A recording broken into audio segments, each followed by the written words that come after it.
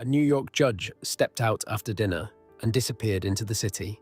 No body, no confirmed destination, no final witness anyone could fully agree on. One person said he got into a taxi. Later, the story changed. Maybe he walked away instead. And that was only the first problem. Earlier that same day, Judge Joseph Crater had destroyed private papers. He had withdrawn thousands of dollars. He had moved locked briefcases to his apartment. Then he bought one theater ticket for a show he may never have planned to see. By morning, the judge was gone, and New York had a new phrase for vanishing without a trace: pulling a Crater.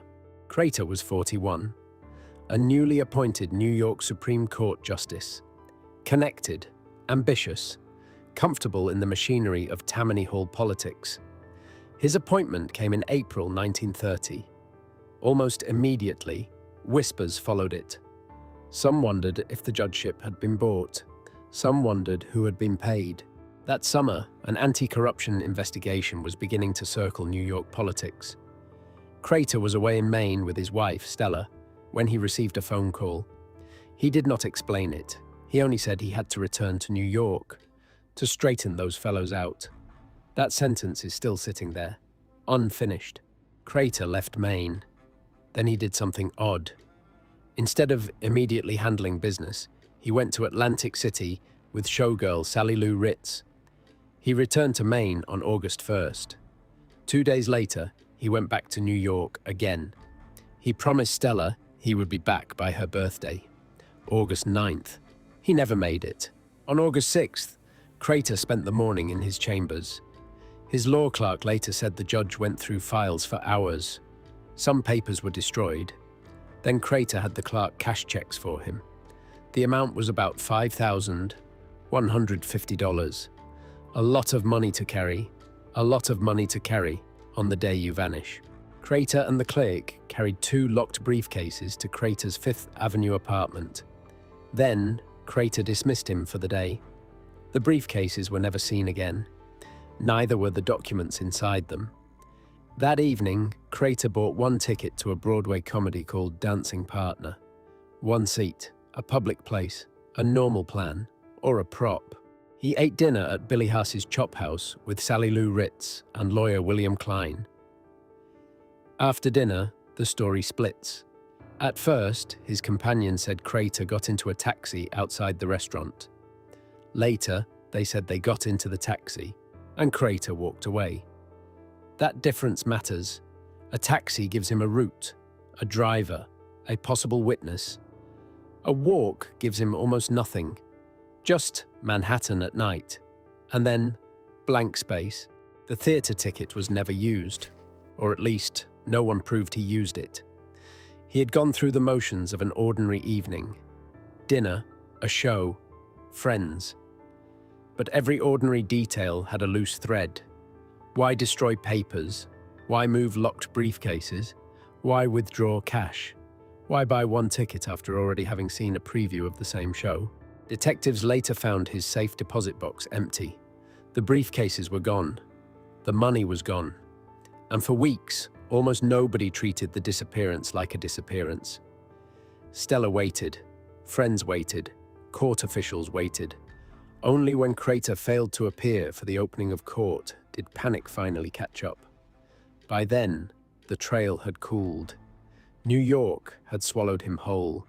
A grand jury heard from 95 witnesses. The testimony filled hundreds of pages. Still, the conclusion was almost empty. They could not say if Crater was alive. They could not say if he was dead. They could not say if he had left voluntarily. They could not say if he was a victim. That is not a conclusion. That is an official shrug in a suit. Then, 6 months later, Stella found envelopes in a dresser drawer. Checks, stocks, bonds, a note from Crater. The strange part was where she found them. Police had already searched that drawer. It had been empty. So who put them there? And when? Other shadows moved around the case. Showgirls, political fixers, gangsters, police corruption.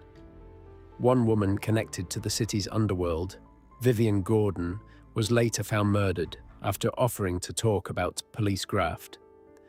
The Crater case did not sit beside New York corruption, it sat inside it. One theory says Crater ran.